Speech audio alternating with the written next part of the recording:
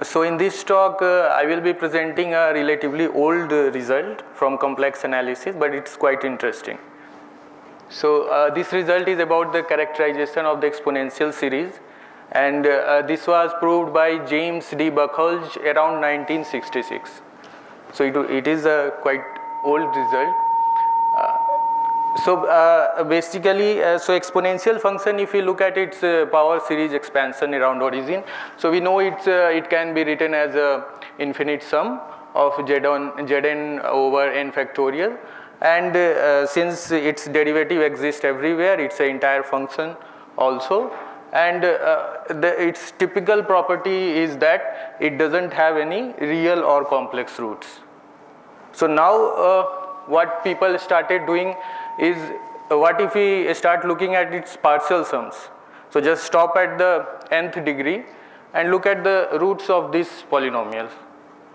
So one basic thing is that from fundamental theorem of algebra, we know that it has the degree many roots.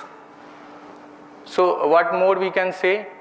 So since it's a partial sum of exponential function, there are some nice properties, like its derivative, the derivative of the nth partial sum is nothing but the n minus 1 degree partial sum. So using this basic property, we can derive some of the properties, like its all roots are simple, there are no multiple roots. If the degree is odd, then it has exactly one real root. If the degree is even, then it has no real roots. So what we are doing, we are by stopping at degree n, what we are doing is we are trying to approximate the exponential function with a polynomial. So exponential function in the real case also grows faster than any polynomial. So in the complex case, if the mod z increases, the exponential, the modulus of the exponential function will again increase very fast with respect to the modulus of the polynomial. So the idea is that if we are trying to approximate exponential function with a polynomial, we cannot do it over the whole complex plane. It will be in a small region around origin. So then if we see in terms of roots, exponential function doesn't have any roots in the complex plane, and polynomial, the partial sum can approximate only in a small region around origin. So there must be a zero free region around origin. So this fact was proven by the same author, in which he gave the characterization result. So if we scale the roots of the partial sum by 1 over n, so I am calling it the scaled partial sum, denoted by s and z.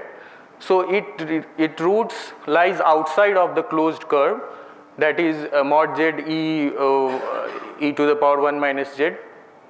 So this curve has a name, it's a famous curve, and Gabor-Szego studied these problems way back around 1930s, I think.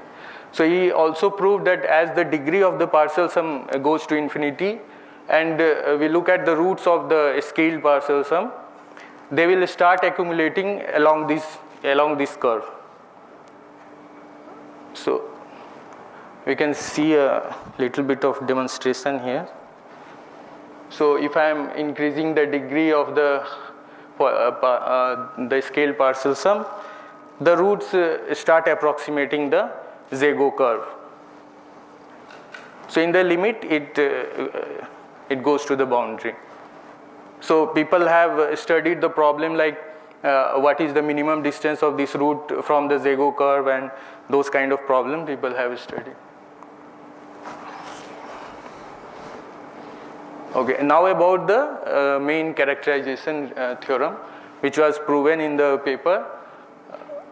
So given a power series, these two statements are equivalent.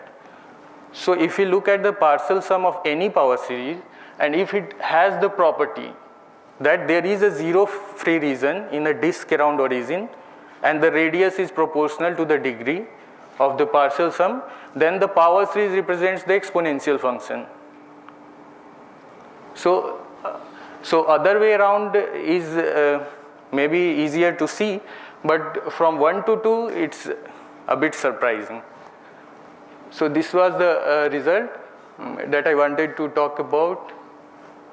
So the main takeaway would be that if you look at the roots of the partial sum of exponential series, it has larger modulus than any other than the partial sum of any other function. So that's all.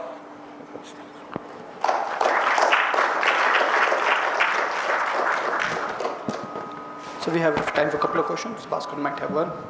It's very nice. There is something called Lee-Yang zeros in physics in the context of statistical mechanics.